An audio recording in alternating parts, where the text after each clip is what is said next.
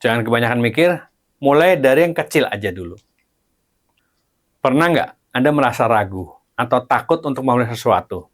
Karena kok semuanya terasa berat, terasa ada hal besar yang harus Anda capai. Rasanya kok sulit atau bahkan mustahil. Anda ingin mulai sesuatu, tapi bingung mulainya harus dari mana. Merasa bahwa langkah yang Anda ambil ini kok nggak pas ya, kok terlalu kecil ya untuk mencapai tujuan besar di sana, tugas besar. Mungkin ada pekerjaan atau tugas yang tertunda-tunda, karena Anda ragu, nggak yakin, takut salah, takut gagal. Nah, gimana ya kalau kita mengalami keadaan-keadaan seperti itu? Ini saatnya, sekarang saatnya Anda melakukan dengan cara pendekatan yang berbeda. Ada cara yang lebih realistis dan efektif untuk meraihnya, yaitu dengan apa? Start small. Mulai aja dulu dari yang kecil. Di video ini kita akan bahas secara mendalam mengenai apa itu start small, kenapa start small itu penting, apa saja manfaatnya. Yang ketiga, kenapa start small itu merupakan solusi dari banyak pekerjaan-pekerjaan tugas-tugas besar. Yang keempat, beberapa kesalahan umum yang menjadi penyebab langkah kecil atau start small ini tidak dilakukan. Yang kelima, tantangan saat memulai start small. Yang keenam, bagaimana start small ini membantu dalam mencapai goal tujuan Anda. Yang ketujuh ini penting sekali karena inti dari video ini ada di sini. Yang ketujuh kita bicara mengenai kunci-kunci dari start small. Bagaimana solusinya supaya bisa start small ini kita lakukan dengan cara lebih mudah dan Anda bisa mendapatkan manfaat dari metode ini. Simak baik-baik sampai selesai, dengarkan, karena Anda akan memperoleh pemahaman yang utuh untuk bisa dipraktikkan langsung dan Anda mendapatkan manfaatnya. Pernah dengarkan kisah seorang penulis terkenal yang awalnya hanya menulis di blog pribadinya? Atau atlet olimpiade yang dulunya awal berlatihnya di garasi rumahnya? Dan mereka semua ini memulai dari kecil, mulai dari start small. Bayangkan Anda sedang membangun rumah. Apa yang Anda lakukan pertama? Pasti meletakkan fondasi yang kuat, kan? Yang dimulai dengan batu bata pertama. Jangankan rumah, gedung tinggi sekalipun, puluhan lantai sekalipun, dimulai dari batu bata yang pertama. Mulailah dari yang kecil, start small. Itu ibarat membangun fondasi yang kokoh untuk masa depan Anda. Penelitian terhadap orang-orang hebat menunjukkan bahwa mereka memulai dengan langkah-langkah kecil dan konsisten. Dan itu akan meningkatkan peluang untuk mencapai keberhasilan, mencapai goal-nya. Banyak orang merasa kewalahan dengan daftar tugas dan pekerjaan yang banyak, menumpuk, dan panjang. Gimana solusinya? Mulailah dengan tugas-tugas yang paling sederhana lebih dahulu. Mulailah dengan yang kecil dulu. Dalam video ini kita akan bahas manfaat dan pendekatan start small dan bagaimana caranya. Kita akan bahas juga rahasia sederhana yang sering diabaikan banyak orang dari start small ini. Oke, kita mulai dari pemahaman. Apa arti start small? Sederhananya gini, start small berarti memulai dari skala kecil, langkah kecil, yang sederhana, realistis, atau dengan sumber daya yang terbatas saja dulu. Dan itu bisa langsung Anda lakukan. Ini adalah pendekatan yang berfokus pada kemajuan bertahap. Dan itu lebih baik daripada langsung ingin mencapai hasil yang besar dalam langkah-langkah besar. Filosofinya gini, bahwa setiap langkah kecil sekalipun memiliki potensi untuk menjadi bagian dari karya yang besar. Semula dimulai dari langkah-langkah kecil, tapi terus-menerus dan konsisten.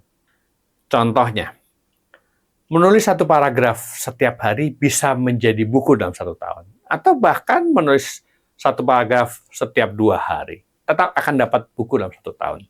Kenapa kita harus start small? Start small adalah pendekatan yang sangat realistis dan efektif. Karena kadang kita terlalu fokus pada ingin segera mencapai hasil.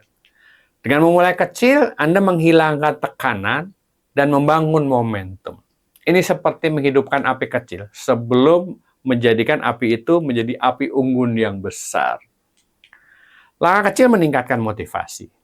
Keberhasilan kecil akan memberikan dorongan dan motivasi untuk terus bergerak, untuk terus maju, mendekati tujuan. Langkah kecil meminimalkan resiko. Jika terjadi kesalahan, nggak apa-apa banget. Kenapa? Dengan langkah kecil, itu akan segera kita lebih mudah untuk diperbaiki. Dan dampak langkah kecil ini kalau terjadi kesalahan, tidak sebesar kalau kita memulai dengan skala yang lebih besar. Dengan fokus pada langkah-langkah kecil, kita bisa lebih fokus pada detail dan kualitas, karena teramati. Dengan langkah kecil, jadi lebih mudah untuk dicapai dan mengurangi resiko kegagalan. Anda juga akan lebih mudah menyesuaikan diri, fleksibel untuk belajar, dan beradaptasi. Lebih aman untuk belajar dari kesalahan. Kesalahan kecil lebih mudah diperbaiki daripada kesalahan besar. Langkah kecil membangun fondasi yang kuat, yang kokoh untuk pertumbuhan masa depan. Lagi pula, semua hal besar itu dimulai dari langkah kecil, kan?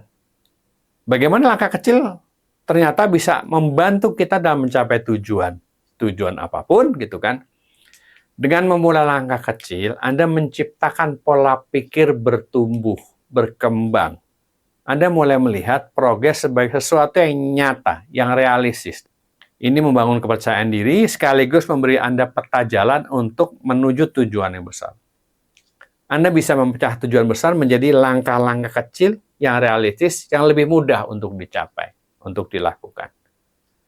Dengan fokus pada tugas-tugas kecil, Anda bisa lebih meningkatkan produktivitas. Setiap keberhasilan kecil akan menciptakan momentum yang terus mendorong kita bergerak maju menuju tujuan. Nah, berikut ini ada beberapa kesalahan umum nih. Kesalahan umum kenapa langkah kecil ini tidak dilakukan. Ini lazim. Makanya perhatikan baik-baik, jangan-jangan kita mengalami hal itu juga. Yang pertama, terlalu banyak perencanaan dan tidak segera untuk memulai. Ingin sempurna. Menyerah terlalu cepat.